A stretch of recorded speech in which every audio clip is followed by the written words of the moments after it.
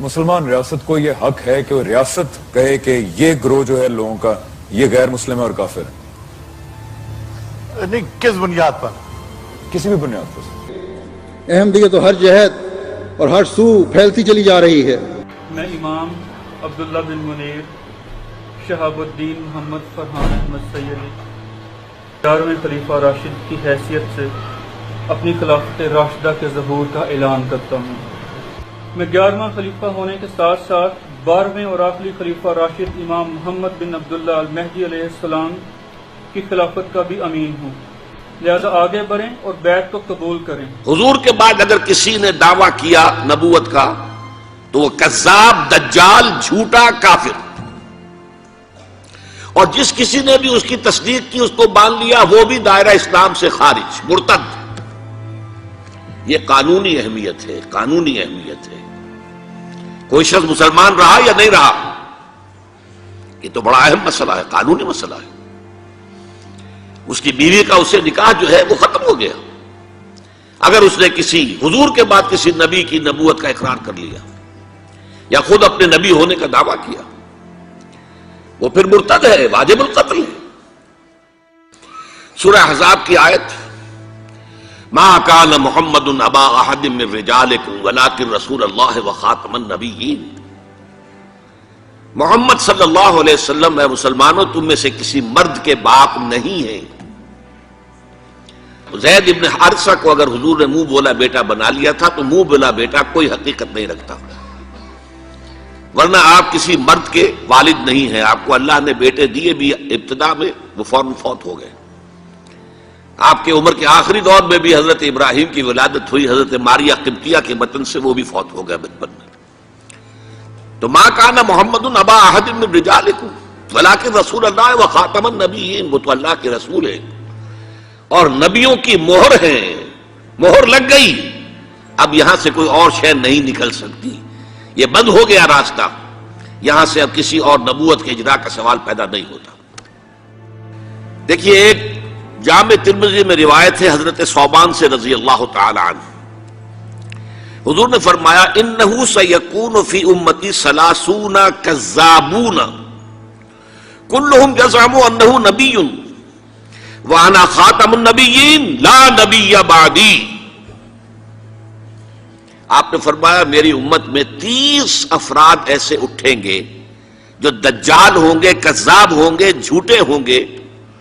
ان میں سے ہر شخص جو ہے یہ گمان کرتا ہوگا اپنے بارے میں کہ وہ نبی ہے، حالانکہ میں خاتم النبیین ہوں، اور خاتم النبیین کے معنی کیا؟ لا نبی بعدی، اب میرے بعد کوئی نبی نہیں ہوگا۔ اس قانونی مفہوم کو بہت ہی عمدگی کے ساتھ یہاں واضح کر دیا گیا کہ اب چاہے دجال اٹھیں گے، حضور کے اپنے زمانے میں اٹھ گئے تھے، پھر اس دور میں تو بڑی تیزی کے ساتھ، بڑی رفتار جو ہے تیز ہو گئی ہے، زمانہ آخری آ رہا ہے، وہ 30 کی تعداد اب جو ہے پوری ہونی ہے۔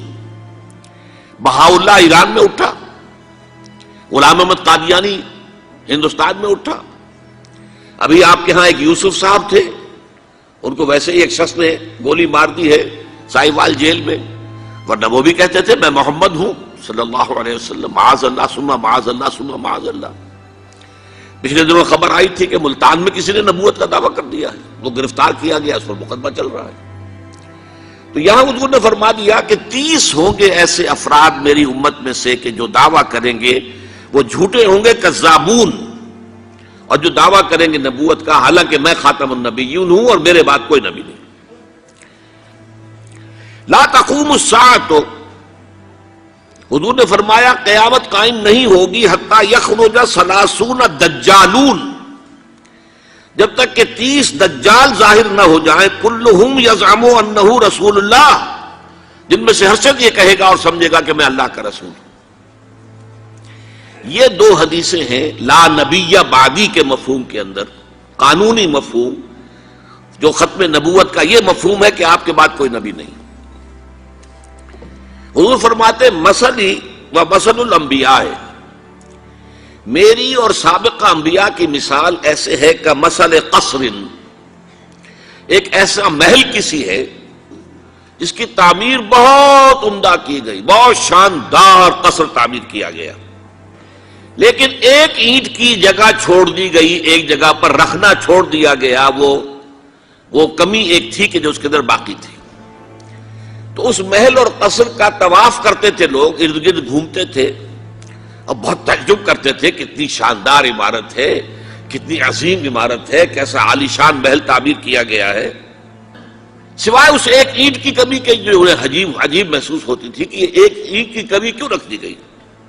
اب حضور فرماتے فَكُنْتُ أَنَا، وہ اینٹ میں ہوں، میں نے اس اینٹ کے رکھنے کو پورا کر دیا ہے، میرے ذریعے سے قصر رسالت کی تکمیل ہو گئی ہے اور میرے ذریعے سے مجھ پر رسالت کا اختتام ہو گیا۔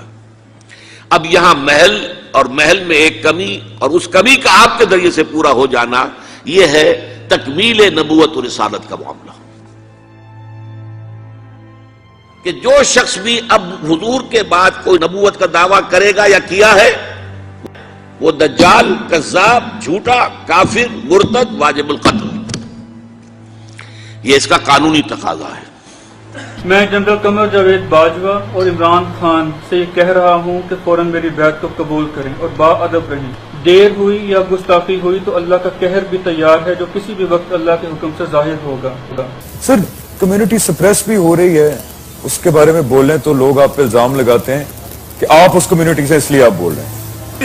سر میں احمدی بھی رہ چکا ہوں، میں نے کہا احمدیوں کو قتل مت کیجئے، آپ لگتا ہے احمدی ہیں۔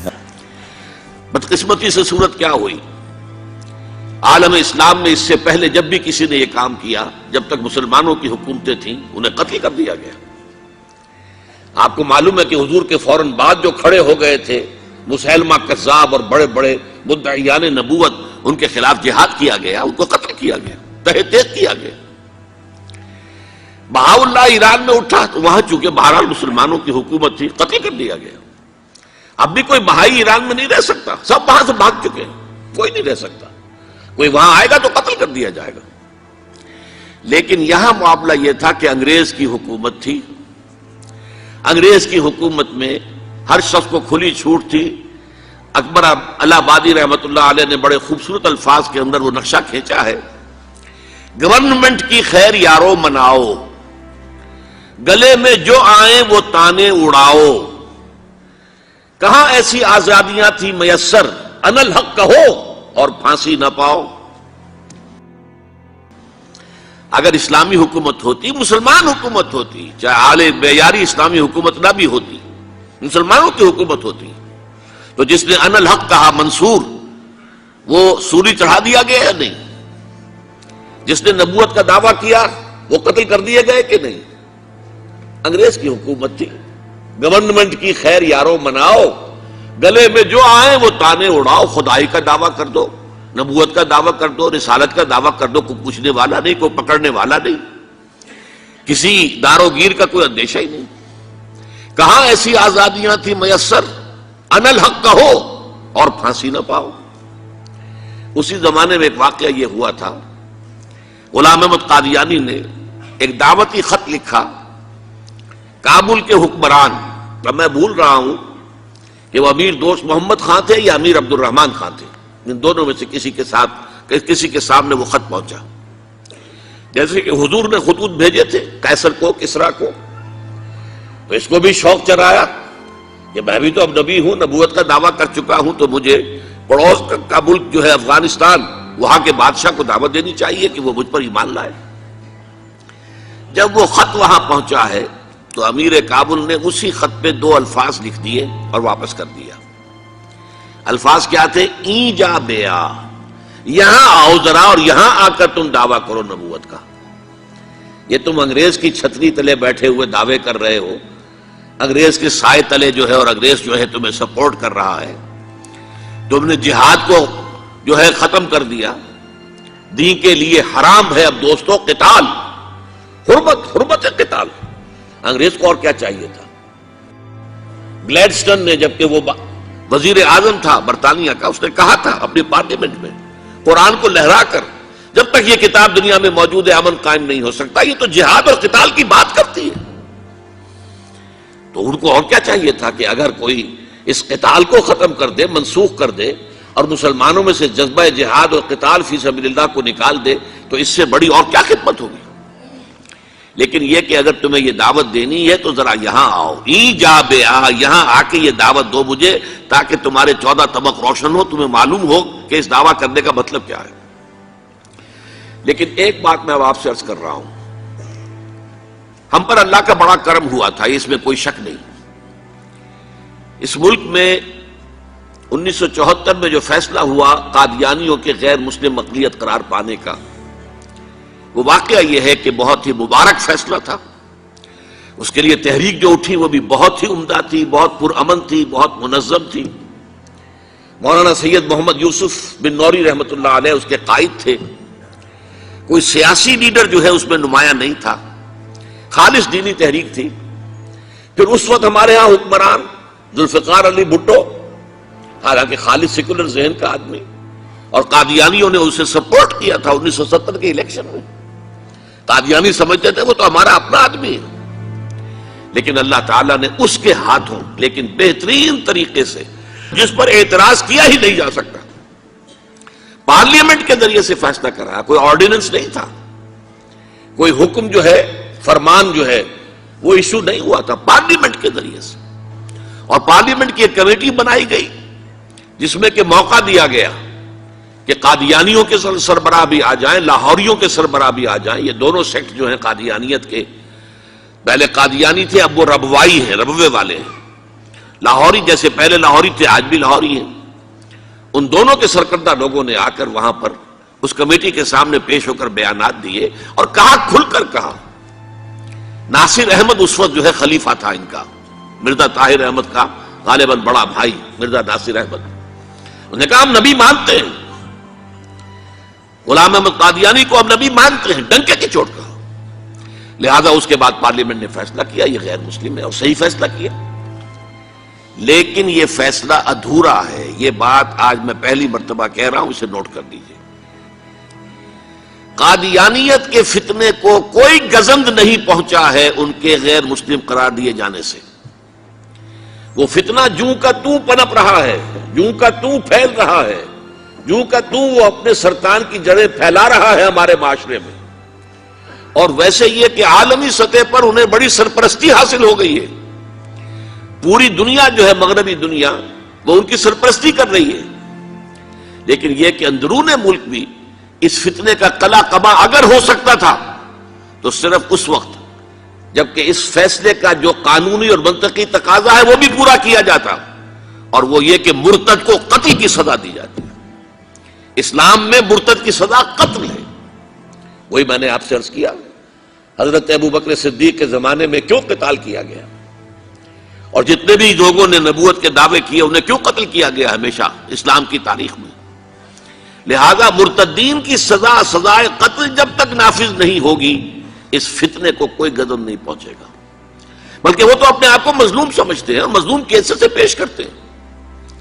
اور ظاہر بات ہے کہ وہ سارے شاعر، چاہے آپ آرڈیننس نافذ کر لیں، لیکن ان کے جمعے کی نماز ہوتی ہے. یہ ٹھیک ہے کہ وہ مسجد کی شکل نہیں بنا سکتے، ماڈل ٹاؤن میں ایک بڑی کوٹھی کے اندر ان کا جمعہ ہوتا ہے، ان کی عیدیں علیحدہ ہوتی ہیں. وہ سارے شاعر اسلامی کو استعمال کر رہے ہیں. میں پاکستانی احمدی کمیونٹی کی بات کیوں نہیں کر سکتا؟ احمدی کے ساتھ زیادتی کی گئی. اسکالرلی ڈیبیٹ میں ہم تو ڈل ہی نہیں رہے، ہم تو اسکالرلی ڈیبیٹ سے آگے جا رہے ہیں کہ یہ مانتے ہوئے کہ وہ نان مسلم قرار دیے جا چکے ہیں، اب ایک انسان اور ایک پاکستانی کے طور پہ کیا ہمارا یہ مسلمان ہونے کی حیثیت سے فرض نہیں ہے کہ ہم ان کے رائٹس کو پروٹیکٹ کریں؟ جو قادیانی حضرات ہیں، احمدی حضرات ہیں، یہ بھی ہمارے ملک و قوم کا سرمایہ ہیں، ہمارے بھائی ہیں، ہماری بہنیں ہیں، اور ہم کوئی اس میں دقیقہ فروگزاشت نہیں کریں گے. اور الٹا مظلومیت جو ہے اس کا لبادہ اوڑھ لیا ہے. جیسے دنیا میں یہودیوں نے ہولوکوسٹ کی مظلومیت کا لبادہ اپنے اوپر اوڑھا ہوا ہے.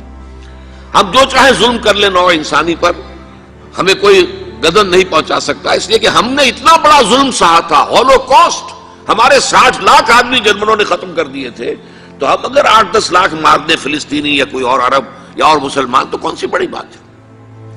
اسی طرح قادیانیوں نے مظلومیت کا لبادہ اوڑھا ہوا ہے اور ان کو کوئی جدم نہیں پہنچا ہے جب تک کہ قتل مرتد کی سزا یہاں نافذ نہیں کی جائے گی۔ اس میں یہ ہونا چاہیے تھا کہ جس روز میں یہ فیصلہ ہوا ڈکلیئر ہو جاتا ساتھ ہی، اب تک کے جو قادیانی ہیں آج کے اس تاریخ سے فیصلے سے پہلے وہ تو اقلیت قرار پائیں گے، انہیں قتل نہیں کیا جائے گا، لیکن اس فیصلے کے نفاذ کے بعد جو شخص بھی قادیانیت اختیار کرے گا اس پر قتل مرتد کی سزا، اس کی حد جاری کی جائے گی۔ یہ جو قادیانی حضرات ہیں، احمدی حضرات ہیں، یہ بھی ہمارے ملک و قوم کا سرمایہ ہے، ہمارے بھائی ہیں، ہماری بہنیں ہیں، اور ہم کوئی اس میں دقیقہ فروگزاشت نہیں کریں گے۔